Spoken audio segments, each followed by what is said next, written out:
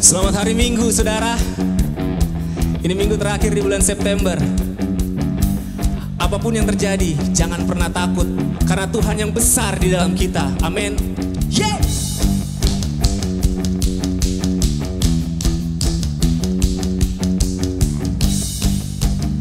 Nyatakan sukacita kita pagi hari ini.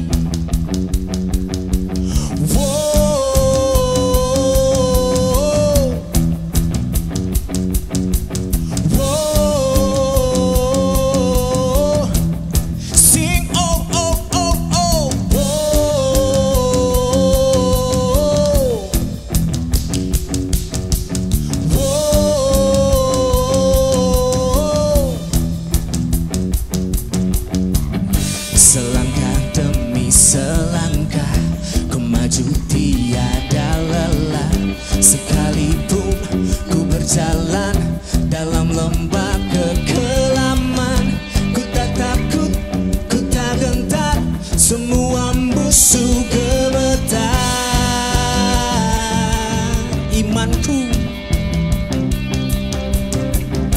Imanku tak perlu besar, cukup sebutir pun dahsyat, karena Dia yang menopang, bukanlah kuat gagahku. Ku tak takut, ku tak gentar, semua musuh gemetar. Semua musuh gemetar.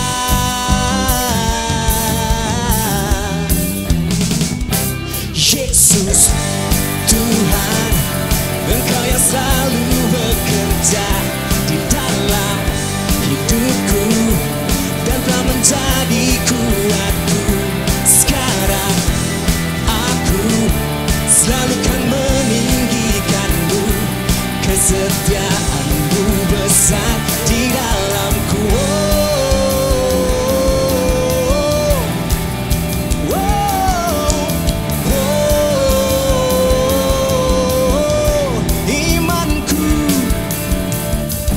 Imanku tak perlu besar, cukup sebutir pun dahsyat, karena Dia yang bekerja, bukanlah kuat gagahku.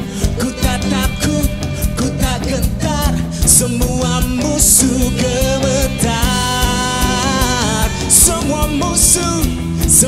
musuh gemetar. Karena Yesus Tuhan, Engkau yang selalu bekerja di dalam hidupku dan telah menjadi kuatku. Sekarang aku selalu kan meninggikanmu, kesetiaanmu besar di dalamku.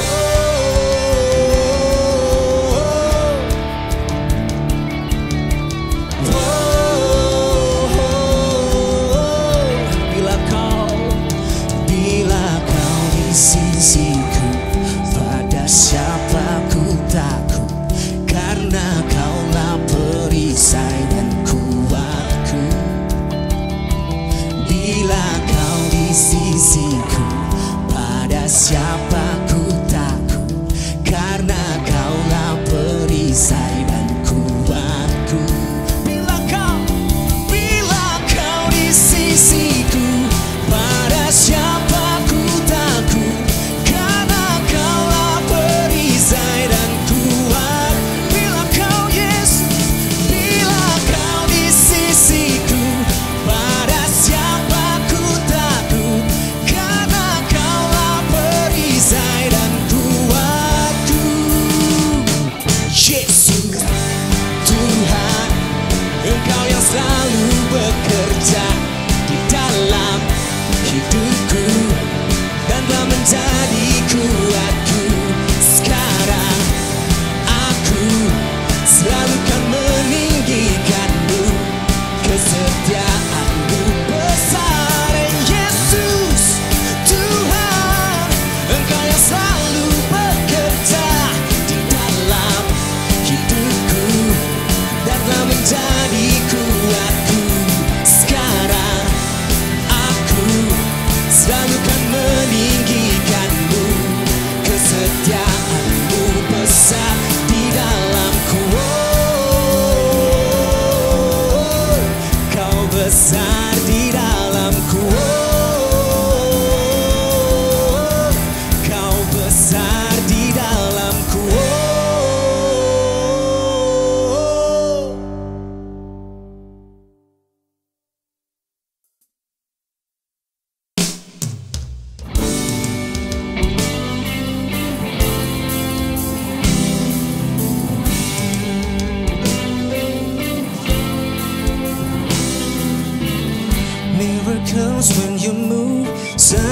easy thing for you to do.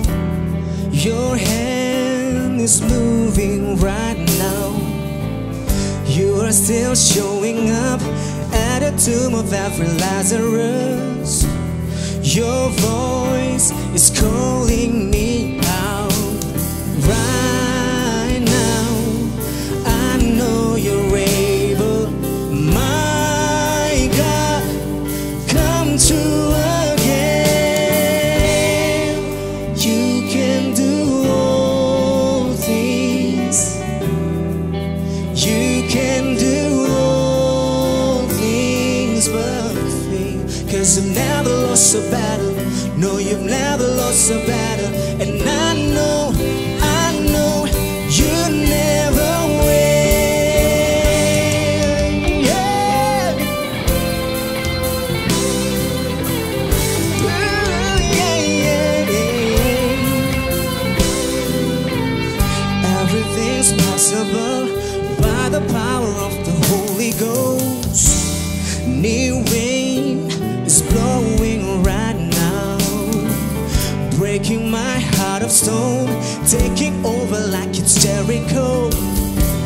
And my walls are all crazing down right now. I know you're able, and my God, come true again. You can do all things. You can do all things but fail. 'Cause you've never lost a battle. No, you've never lost a battle. And I know you never will. Yeah. You can do all things, Jesus. You can do all things but fail. 'Cause you've never lost a battle. No, you've never lost a battle. Yes, I know you never will. Oh. Ini waktu kita untuk memberi persembahan, saudara.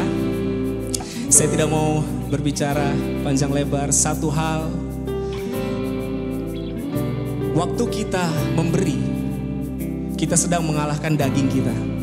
Kita sedang mengalahkan ego kita. Saya selalu teringat satu pendeta pernah bilang, cukup buat saya, melimpah buat orang. Dan mungkin Bapak Ibu Saudara sering mendengar ini. Tapi saya mau katakan lagi bahwa waktu kita beri, kita bukan beri buat Kenisa. Kita bukan beri untuk supaya kita diberkati. Tapi kita memberi karena kita harus mengalahkan ego kita. Karena kita harus mengalahkan daging kita. Kenapa kita memberi? Karena kita sudah diberkati Tuhan. Supaya apa yang kita punya yang Tuhan kasih bisa jadi berkat buat orang yang lebih lagi membutuhkan. Percayalah, Kenisa akan Tuhan pakai luar biasa. Yang penting kita setia aja. Mari siapkan hati kita beri dengan sukacita. Bapa, ini persembahan kami pada pagi hari ini. Seberapapun Tuhan, kami bersyukur untuk berkat jasmani, bahkan untuk terlebih lagi berkat rohani. Kami beri dengan sukacita Tuhan. Dan satu hal, seperti apa yang kami sepakati, apa yang kami aminkan tadi, bahwa kami harus benar-benar kalahkan daging dan ego kami. Biarlah Engkau yang berkuasa penuh dalam hidup kami. Karena Engkau terlebih dahulu memberi hidupmu buat kami. Kami beri hidup kami hanya untuk mempermuliakan nama-Mu Tuhan. Dalam nama Yesus kami berdoa, haleluya, amin.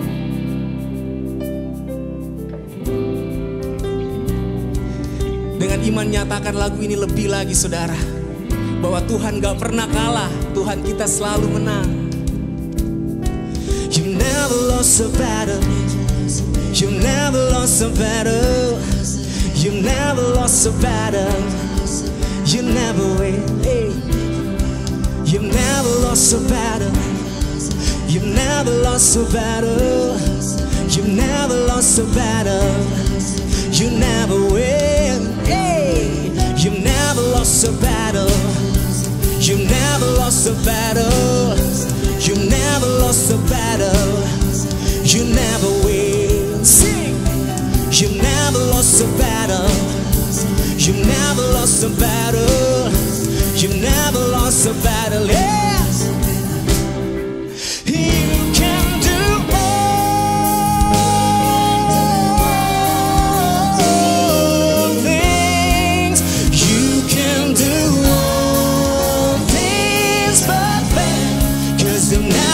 lost a battle. No, you've never lost a battle. Yes, I know you never will. You can do all things. You can do all things perfect. 'Cause you never lost a battle. No, you've never lost a battle. And I know you never will. And I know you never will. Yes, I know you never will. Yeah. You never lost, Jesus. Yeah, you are my champion.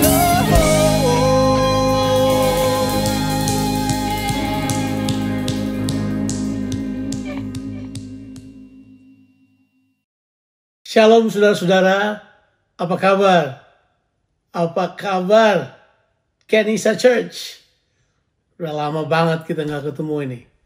Saya berharap bahwa saudara dalam keadaan baik-baik saja, seperti jiwa saudara baik-baik saja. Saya berdoa supaya musim ini segera berlalu dan kita bisa ketemu lagi untuk bisa berfellowship.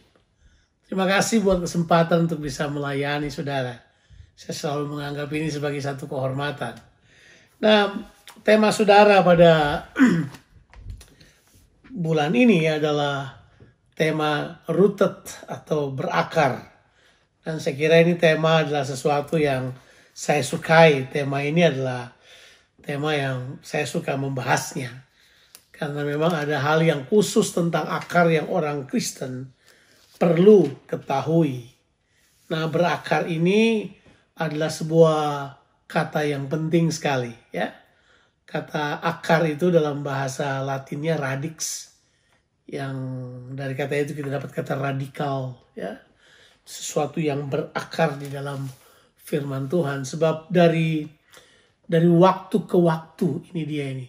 Waktu gereja mengalami stagnasi secara rohani, maka orang-orang yang mengenal Tuhan biasanya mereka akan kembali kepada firman Tuhan, menemukan akarnya, kemudian mendefinisikan akar permasalahan mereka.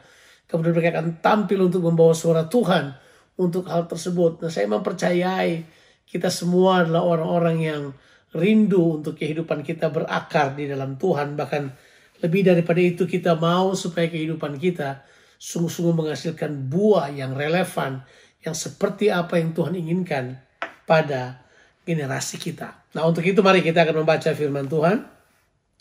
Saya mau membaca beberapa ayat pada saudara. Saya ingin membaca dari Efesus pasalnya yang ketiga. Ya, kita akan membaca ayatnya yang ke-14. Kita akan baca ayatnya ke-14 sampai ayatnya yang ke-17 saja. Kita akan baca Efesus pasalnya yang ketiga, ayatnya ke-14 sampai ayatnya yang ke-17. Mari kita akan dengarkan firman Tuhan. Itulah sebabnya aku sujud kepada Bapa, yang daripadanya semua turunan yang ada di dalam sorga dan di atas bumi menerima namanya. Aku berdoa supaya ia menurut kekayaan kemuliaannya menguatkan dan meneguhkan kamu oleh rohnya di dalam batinmu, sehingga oleh imanmu Kristus diam di dalam hatimu, dan kamu berakar serta berdasar di dalam kasih. Haleluya. Ayat-ayat ini luar biasa sekali. Ayat-ayat ini berurusan dengan apa yang disebut dengan maksud abadi Tuhan buat kehidupan kita sekalian. Kalau sudah baca di ayat-ayat sebelumnya, Paulus memberitahukan bahwa Paulus ditegaskan oleh Tuhan untuk apa itu? Menyampaikan maksud abadi ini kepada jemaatnya. Dan maksud abadi Tuhan itu jelas sekali. Supaya, nah kita akan lihat ada beberapa hal. Nah, hal-hal inilah yang harus menjadi akar dalam kehidupan kita. Coba kita akan lihat apa yang dimaksudkan dari ayat-ayat ini sesuai dengan tema kita. atau berakar. Alkitab beritahukan kepada kita bahwa Tuhan itu berkenan atau mau sekali untuk menyatakan kemuliaannya, menyatakan kekayaan kemuliaannya. Jadi Tuhan ingin menyatakan kekayaan kemuliaannya. Kita tahu kemuliaan itu berurusan dengan kualitas Tuhan. Tuhan ingin menyatakan sebuah kehidupan yang berkualitas itu dalam kehidupan kita. Sehingga Alkitab bilang supaya dia dapat menguatkan kita dan meneguhkan kita oleh rohnya di dalam batin kita. Nah, ada hal-hal yang kita perlu ketahui mengenai berakar. Sabda ayat yang ke-17 dia katakan sehingga oleh imanmu Kristus diam dalam hatimu dan kamu berakar setelah berdasar di dalam kasih. Nah, coba perhatikan statement-statement yang dikatakan oleh Paulus. Kata kuncinya ada di sini bahwa oleh imanmu Kristus berdiam dalam kehidupanmu. Ini penting sekali buat kita. Kalau ada kesadaran yang perlu kita miliki dalam kehidupan kita adalah Kristus berdiam dalam kehidupan kita. Ini yang penting. Menurut saya inilah hal yang paling radikal yang pernah diajarkan kepada kita sekalian. Saya bahkan berani mengatakannya bahwa pusat perjanjian baru adalah Christ in you, the hope of glory. Kolose pasal 1 ayatnya yang ke-27. Ya, sudah boleh baca sampai ayat yang ke-29. Tapi itu jelas. Jadi dia beritahu buat kita bahwa kalau Kristus berdiam dalam kita. Ini yang penting. Kita kemudian akan berakar di dalam kasih. Jadi Kristus berdiam di dalam kita ini adalah hal yang sangat penting. Hal yang sangat mendasar. Apakah saudara tahu bahwa Kristus berdiam dalam kehidupan saudara?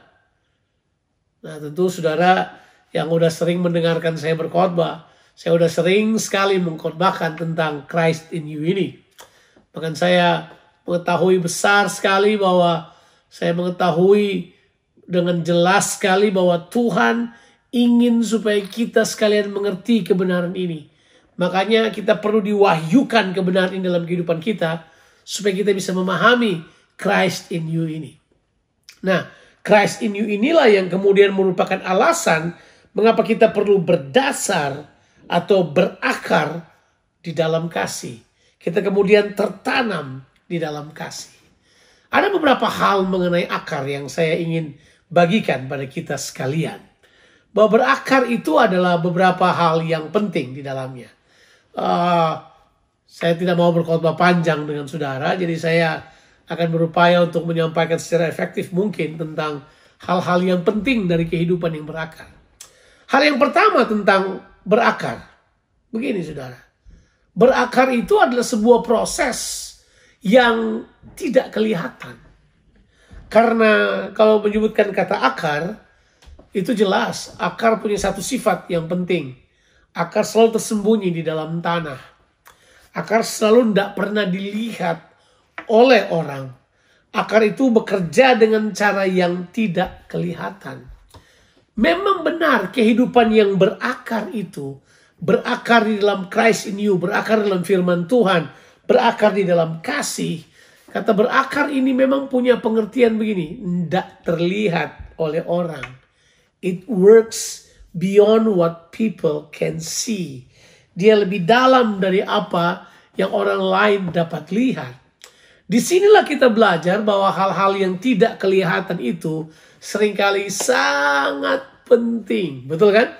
Alkitab saya sudah katakan kepada kita bahwa hal yang kelihatan itu sifatnya apa? Sementara. Sedangkan hal-hal yang tidak kelihatan itu sifatnya adalah apa? Kekal. Jadi akar memang tidak terlihat. Ini yang kita sebut dengan the obscurity of the root. Akar tidak kelihatan. Pada masa akar inilah kita akan belajar bahwa sementara orang tidak lihat tapi kita bertumbuh. Sebab akar itu dia tidak kelihatan bertumbuh ke atas. Tapi dia bertumbuh ke dalam, ke bawah. Dia merambat ke tempat yang paling bawah. Itu sifat akar yang pertama, tidak terlihat. Yang kedua, akar punya kemampuan untuk menemukan sumber air. Akar punya kemampuan untuk mencari makan bagi pohon tersebut. Akarlah yang akan menerjang semua batu-batu, semua lapisan tanah untuk menemukan sumber air. Supaya dari air itulah kemudian dia memberi makan kepada tumbuhan tersebut atau pohon tersebut. Nah, kita perlu mengerti dua hal ini yang penting dalam kehidupan kita. Sebagai orang percaya, ini mungkin hal yang paling fundamental. Ini hal yang paling radikal dalam kehidupan kita. Adalah kita perlu sekali mengembangkan kehidupan di dalam Kristus yang tidak perlu dilihat oleh orang lain. Kita menyebutnya sebagai obscurity. Kita menyebutnya sebagai obscure life of Jesus Christ. Dalam kehidupan Tuhan Yesus Kristus, dia terakhir muncul di masa muda adalah pada waktu dia berusia 12 tahun. Pada waktu dia berusia 12 tahun ini, kita tahu kisahnya tercatat dalam Lukas pasalnya yang kedua tentunya, ayatnya yang ke-46 sampai ayatnya ke-52. Itu kisah di mana Yesus pergi ke bait Allah usia 12 tahun. Kemungkinan besar Yesus melakukan apa yang kita kenal dengan bar mitzvah. Oleh orang tuanya dia dibawa ke sana, dia umur 12 dianggap masa peralihan. Dari kanak-kanak kepada akil balik yang mereka sebut sebagai bar mitzvah. Yesus berjalan ke sana bersama orang tuanya. Dan kemudian waktu orang tuanya pergi kembali ke Nazaret, mereka tinggalkan Yesus. Mereka pikir Yesus sudah pulang sama saudara yang lain. Ternyata dia lagi duduk dan berbicara dengan ahli-ahli Taurat, ahli-ahli hukum Taurat. Dan dia berdialog dengan mereka. Dan dia menyebutnya, I am about my father business. Itu bisnis yang dia kerjakan dengan bapaknya. Ada hal yang dia kerjakan yang gak ada orang lain tahu.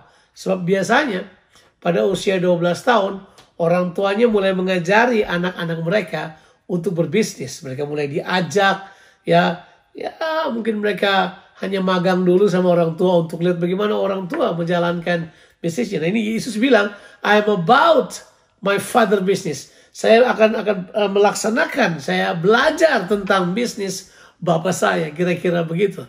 Nah, yang luar biasanya adalah sejak usia 12 tahun peristiwa di Yerusalem tersebut, sampai pada waktu dia melayani umur 30 tahun, tidak ada cerita tentang Yesus. Yang ada hanyalah, apa itu? Kita sebut sebagai the silent years of Jesus. Dari umur 12 tahun, sampai umur 30 tahun. Tidak ada gap selama 18 tahun. Yang para orang-orang yang tidak percaya, yang meragukan Yesus mulai tulis macam-macam mengenai hal tersebut. Tapi ada sesuatu yang terjadi pada Yesus Kristus dalam periode itu. Dari usia 12 tahun sampai umur 30 tahun. Waktu dia kemudian masuk dalam pelayanan. Sebab kita perlu mengerti faktanya adalah begini. Mengapa saya bilang dari umur 12 tahun sampai umur 30 tahun ada sesuatu yang terjadi dalam kehidupannya yang kita tidak tahu. Yang itu disebut dengan obscure life of Jesus. The obscurity of Jesus Christ. Selama 18 tahun tidak ada yang tahu dia bikin apa. Nggak terlihat. Radar nggak nangkap dia bikin apa. Radar nggak bisa tangkap dia lagi buat apa. Tapi Alkitab secara diam-diam mencatat hal ini. Apa Yesus kerjakan selama waktu itu? Mari saya beritahu dulu. Kenapa saya bilang ada sesuatu yang terjadi selama itu. Karena begini. Waktu Yesus memulai pelayanannya, dia langsung dapat promosi. Baru mulai udah dapat promosi. Adakah orang langsung bekerja langsung dapat promosi? Yesus langsung. Karena Bapa melihat sesuatu dalam dirinya. Ada sesuatu yang dia bangun sementara orang gak lihat. Itu akarnya terbangun. Sebagai manusia ada akar yang terbangun dalam diri Yesus. Dan kita harus belajar hal ini. Sebab ini masalah yang tidak terlihat oleh manusia. Saudaramu gak lihat, temanmu gak lihat, orang lain gak lihat. Tidak ada orang. Memang agak susah hidup kayak begitu sekarang ini dalam keadaan tidak terlihat. Di era sosial media yang sangat marak. Di mana orang mau dilihat. Orang mau dilihat. Ada orang yang sengaja syuting kamarnya. Tempat yang paling pribadi dalam dirinya dia pamerkan, dia beberkan kepada media supaya orang tahu. Orang sudah tidak lagi menghargai the obscure life. Di mana disitulah kekuatan ini, kehidupan kita nggak kelihatan terbangun. Di mana roh kita terbangun, batin kita terbangun.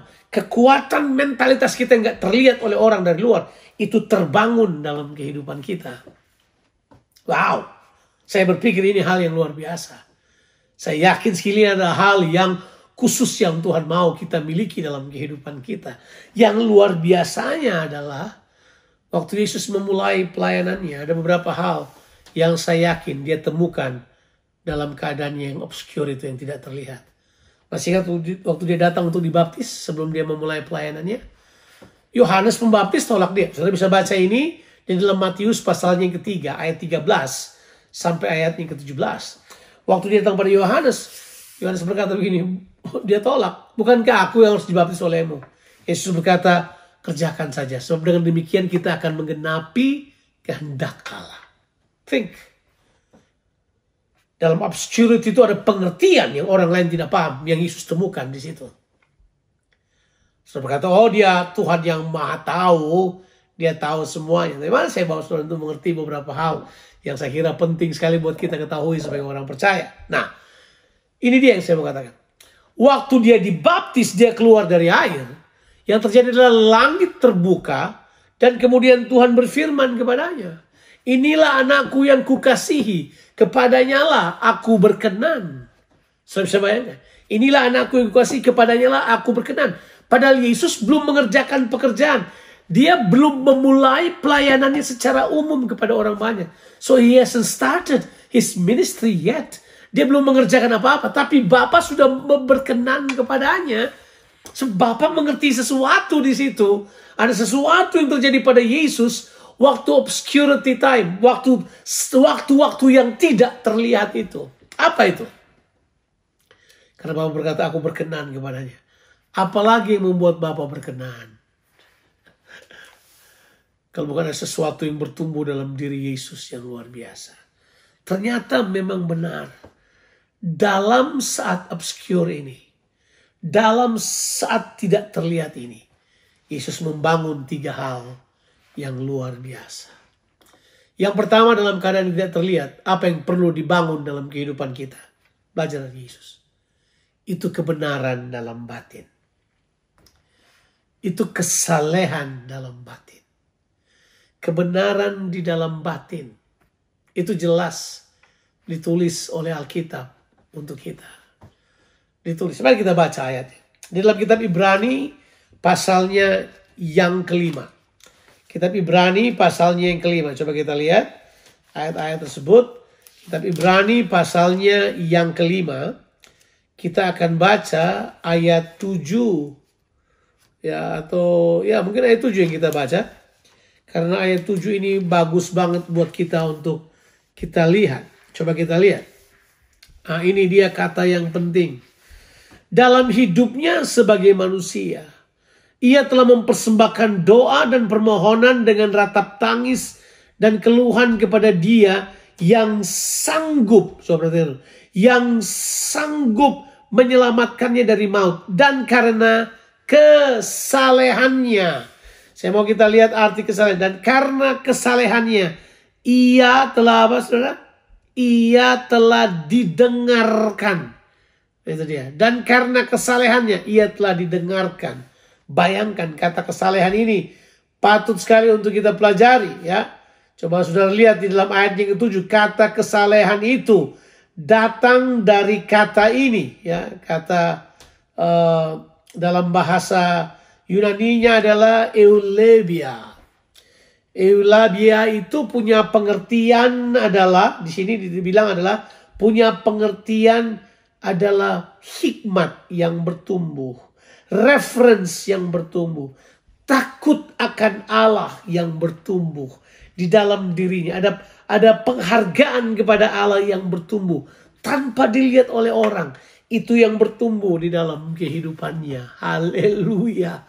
Saudara, Bayangkan, ini yang saya sebut dengan kebenaran dalam batin bertumbuh dalam dirinya. Sebab Tuhan berkenan pada kebenaran dalam batin. Itu ditulis dalam kitab Mazmur. Bahwa Tuhan berkenan pada kebenaran dalam batin. Itu jelas.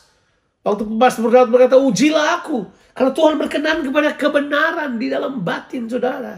Ini yang disebut orang yang tahu persis bahwa ada hal yang perlu dikerjakan, kebenaran dalam batin ini perlu dikembangkan dalam kehidupan kita. Ada orang cuma benar mau dilihat dari luar, batinnya kropos. Begitu tekanan datang, keluar aslinya. Coba saudara lihat. Yesus memulai dengan hal tersebut. Sebab dalam keadaan obscurity, dalam keadaan tidak terlihat, akarnya terbangun. Akar kebenaran dalam batin, takut akan Tuhan. Reference to God.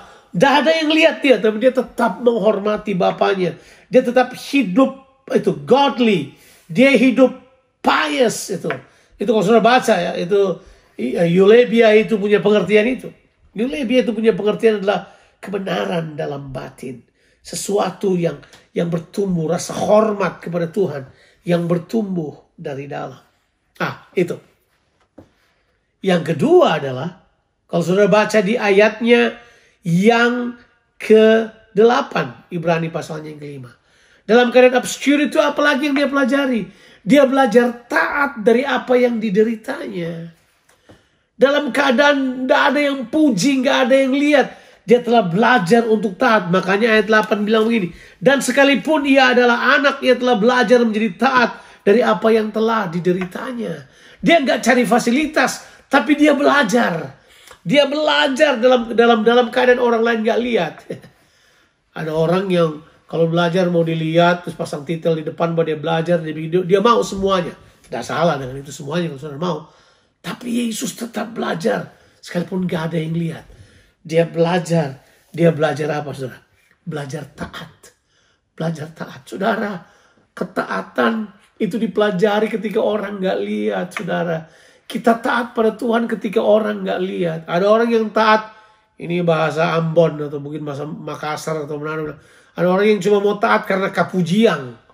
Mau dipuji-puji aja. Pengen dipuji-puji oleh orang. Enggak. Mau dibilang orang bahwa dia bisa, dia hebat, dia rendah hati. Enggak. Yesus enggak. When nobody saw him. Ketika enggak ada yang lihat dia. Dia tetap taat dari apa yang dideritanya. Inilah akar. Ini obscurity. Ini yang tidak terlihat oleh orang. Di dalam dia bertumbuh dengan cara yang luar biasa. Selebihnya, saudara mesti tahu. Yang ketiga adalah. Yang pertama kebenaran dalam batin. Yang kedua belajar taat dari apa yang diderita. Yang ketiga ini obscurity. Akarnya terbangun yang kita belajar dari kehidupan Yesus. Adalah Yesus belajar tanggung jawab pada keluarganya. Ditulis dalam Markus pasalnya yang ke-6. Ya. Tidak lama setelah peristiwa Lukas pasal 2 itu, Yusuf kemudian meninggal. Ya, suami Maria atau ayah biologis ayah di dunianya Yesus. Itu kemudian yang dibuat adalah Yesus sebagai anak yang sulung mengambil alih tugas bapaknya. Yesus kemudian menjadi tukang kayu. Dia belajar mencukupkan keluarganya. Ibunya dan adik-adiknya. Kita kemudian tahu bahwa Yesus punya adik-adik di dunia ini, lahir satu kandungan dari Maria. Ada yang namanya Yakobus, ada yang namanya Yoses, ada yang namanya Yudas. Saudara boleh baca itu dalam kitab Injil Markus pasalnya yang ke-6, di mana Yesus bekerja sebagai tukang kayu. Makanya orang kenal dia sebagai the carpenter, karena dia adalah seorang tukang kayu dari Nazaret. Dia belajar tanggung jawab. Tanggung jawab itu dipelajari di tempat yang tidak dilihat oleh orang. I understand responsibility grows out of obscurity. Keluar dari ketidaktahuan orang. Orang mulai membangun semuanya. Bukankah yang saya sebutkan tadi, kebenaran dalam batin, taat melewati kesukaran-kesukaran, dan tanggung jawab dalam pekerjaan untuk keluarganya. Bukankah semuanya ini adalah kualitas-kualitas pertumbuhan rohani orang percaya yang mungkin orang tidak lihat, tapi itu kualitasnya ada di dalam, berdiam di dalam sesuatu. Kualitas itu ada di dalam diri seseorang yang kemudian termanifestasi keluar ketika Dia mengerjakan sebuah pekerjaan, melakukan sebuah tindakan, bertindak untuk mengerjakan apa yang Tuhan mau. Dan semuanya itu keluar. Saudara, memang betul orang tidak lihat hal ini.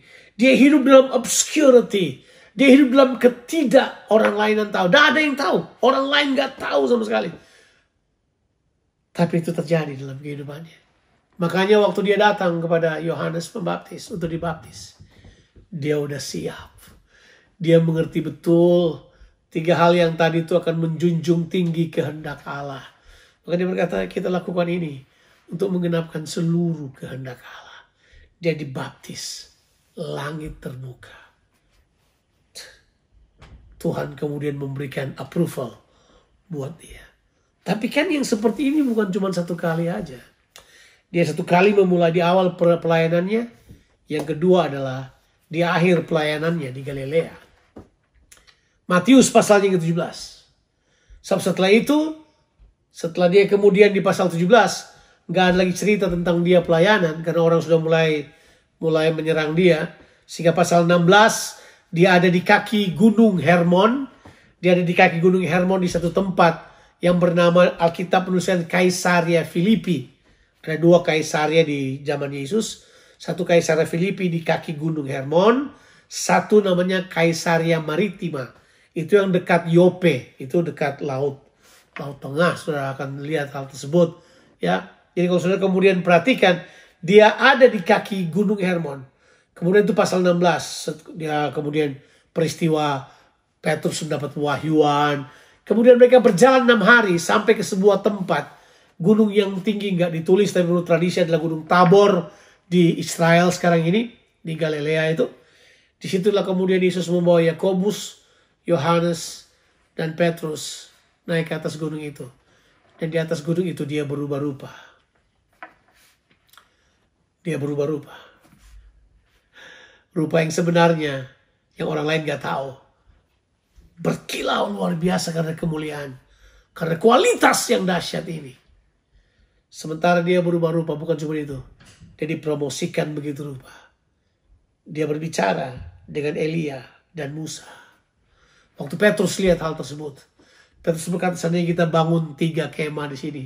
Nggak usah turun-turun karena enak hadirat Allah di sini, dia pikir.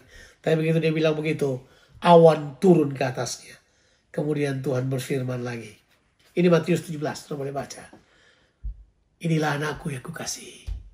Kepadanya lah aku berkenan. Tapi sekarang ada tambahan di belakangnya. Dengarkanlah dia. Sesuatu yang tadinya obscure. Sesuatu yang tidak terlihat. Bapaknya berkata, Bapak berkenan. Sekarang dia sudah mulai menyatakan semua model pelayanannya. Sekarang bapaknya berkata gini, dengarkanlah dia. Dan sekarang Yesus berpindah. Bukan cuma sekedar dari mempersiapkan hal itu. Dia sekarang mulai pergi dengan otoritas. Otoritas untuk apa? Ada orang lain otoritas untuk buat apa-apa. Yesus menerima kuasa dari Bapa. Otoritas dari Bapa. Untuk apa? Menyerahkan nyawanya. Untuk kita. Semuanya. Dari tempat itu. Dia kemudian pergi ke Yerusalem. Dan di Yerusalem itu tentu tahu. Peristiwa dia ditangkap dan seterusnya. Sampai dia mati, disalib. Dia masuk ke dalam kubur 3 hari. Tapi kemudian dia bangkit pada hari yang ketiga. Dia selalu menang. Aduh, mengikuti kehidupan ini, saya kagum sekali. Ini akar yang orang Kristen perlu embrace. Kita harus berakar di dalam Tuhan. Supaya kita bisa bertumbuh. Itu dibilang we are grounded. Kata kuncinya adalah begini. Karena Christ live in you. Yang di dalam kamu ini yang tidak kelihatan. Perlu bekerja di dalam kamu begitu rupa. Supaya pada saatnya dia akan keluar menyatakan dirinya. Lewat perbuatan kita. Lewat perkataan kita. Saudara, kita hidup di zaman di mana orang lebih suka bungkus daripada istrinya, daripada isinya. Orang nggak suka isinya ya.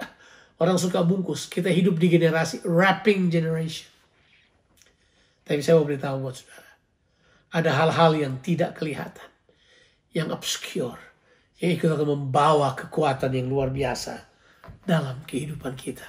Saya mempercayai the obscurity life of Jesus yang cukup lama sejak Lukas pasalnya kedua. Waktu dia berusia 12 tahun. Sampai waktu dia memulai pelayanannya. Di situ tersimpan pelajaran yang dahsyat, yang luar biasa. Di mana dalam keadaan yang tidak kelihatan ketika akar mulai dibangun. 3 hal. Kebenaran dalam batin. Kita mulai takut akan Tuhan. Hormat kepada Tuhan. Yang kedua, kita mulai belajar taat dari apa yang kita derita. Yang ketiga, kita belajar memikul tanggung jawab. At the end of the day, Yesus memikul tanggung jawab yang luar biasa. Dia memikul dosa seluruh dunia. Dia memikul semua kelemahan saudara dan saya. Dia menanggung semuanya. Itulah sebabnya Alkitab berkata, Allah sangat meninggikan dia. Dengan mengurniakan kepadanya nama di atas segala nama. Supaya dalam nama Yesus setiap lutut bertelut dan setiap lidah mengaku bahwa Yesuslah Tuhan bagi kemuliaan Allah Bapa. Mari saudara, perlihatkanlah kepada Tuhan apa yang engkau kerjakan di tempat-tempat yang tersembunyi. Bukankah Yesus selalu mengajar, kalau engkau berdoa, masuklah ke dalam kamar, tutuplah pintumu, kemudian berdoalah kepada Bapa yang tidak kelihatan. Dan Bapa yang tidak kelihatan itu akan memberi upah kepadamu untuk kau melakukannya di tempat yang tidak kelihatan, yang tidak pamer-pamer pada orang lain. Ini akar yang sedang dibangun. Oh, saya sedang berbicara akar. Nanti ada saatnya buah. Nanti itu lain ceritanya. Kalau buah mesti dipamer. Buah mesti menarik hati. Tapi ini sekarang lagi berbicara akar. Karena kita sedang membahas kehidupan yang berakar. Seberapa jauh saudara kehidupan berakar di dalam Tuhan. Kata kuncinya sekali lagi, Christ in you. Ayat yang terakhir, kemudian saya selesai. 2 Korintus, pasalnya yang ke-13, ayatnya yang ke-5. Ya, 2 Korintus pasalnya ke-13, ayatnya yang ke-5. Ujilah dirimu sendiri. Apakah kamu tetap tegak di dalam iman? Selidikilah dirimu. Apakah kamu tidak yakin akan dirimu? Bahwa Kristus Yesus ada di dalam diri kamu. Sebab jika tidak demikian, kamu tidak tahan uji. Haleluya. Saudara berakar di dalam dia. Ya, Yesus berdiam dalam kehidupan saudara. Saudara harus nyatakan itu kepada dunia. Tuhan memberkati kita sekalian. Amin. Luar biasa firman Tuhan, Pak Jonathan Patiasina pada pagi hari ini. Thank you, Brother Jonathan. Terima kasih untuk firman Tuhan. Terima kasih kami boleh teguhkan lagi, rooted in the words of God. Pada pagi hari ini kami akan bersyukur untuk segala kebaikan Tuhan. Amin Bapak Ibu sekalian. Justru pada saat kita masuk dalam suasana seperti ini, di mana DKI sekarang diperpanjang lagi PSBB ketatnya, tapi kita katakan, aku tidak takut, karena aku tahu Allahku beserta dengan aku. Amin Bapak Ibu sekalian. Oleh karenanya kita akan terus bersyukur di dalam kehidupan ini. Anak-anak Tuhan tidak hidup dalam ketakutan. Anak-anak Tuhan hidup dalam pujian penyembahan, dalam bersyukur, dalam mengatakan bahwa Allahku perkasa. Amin. Amin. Mari kita akan akhiri ibadah kita. Mari kita berdoa. Bapa yang baik, terima kasih untuk firman Tuhan yang sudah boleh kami dengar. Terima kasih untuk puji-pujian yang boleh kami naikkan. Terima kasih untuk persembahan yang sudah boleh kami berikan. Biarlah semua keseluruhan ibadah kami boleh menjadi wewangian untuk Engkau, menjadi lebona untuk Allah kami yang hidup. Aku bersyukur sekali lagi untuk hamba-Mu, Pak Jonathan Patiasina dan Ibu Ina di Melbourne. Walaupun kami tidak bisa bersama-sama, tapi kami bersyukur karena ada fasilitas online ini, sehingga kami boleh saling memberkati. Aku berdoa memberkati Pak Jonathan, Ibu Ina, dan kedua putra mereka yang luar biasa. Dan pelayanan mereka di Melbourne dan Australia, bahkan di Indonesia juga. Aku berdoa memberkati Pak Jonathan di dalam nama Tuhan Yesus. Penyertaan perlindungan, anugerah kebaikan Tuhan menyertai Bapak, Ibu, dan anak-anak mereka. Terima kasih Bapak yang baik. Sekarang kami akan akhiri ibadah kami. Mari jemaat kita berdiri bersama-sama. Mari kita angkat tangan dan terimalah berkat Tuhan. Biarlah kepandaian, kecerdasan, hikmat dan pengetahuan dari surga turun kepada kita semua pada pagi hari ini. Biarlah kasih Kristus melimpah dalam kehidupan kita. Biar roh takut akan Tuhan menguasai kehidupan kita. Biarlah kesetiaan, ketaatan untuk membaca, merenungkan, dan melaksanakan firman Tuhan menjadi bagian kehidupan kita. Biarlah tangan Tuhan yang perkasa memegang setiap tangan kita dan menuntun kita di jalan yang benar senantiasa. Biarlah berkat dari Allah Bapa, Allah Anak, Allah Roh Kudus, di dalam nama Tuhan Yesus Kristus, turun dan memberkati kita semua pada pagi hari ini. Tuhan memberkati engkau dan melindungi engkau. Tuhan menyinari engkau dengan wajahnya dan memberi engkau kasih karunia. Tuhan menghadapkan wajahnya kepadamu dan memberi engkau damai sejahtera. Dan kita semua yang terima berkat Tuhan sama-sama katakan, amin, amin, amin, amin, amin, amin. Tuhan Yesus memberkati. Shalom. Selamat hari Minggu. Bye-bye. Janjimu ajaib.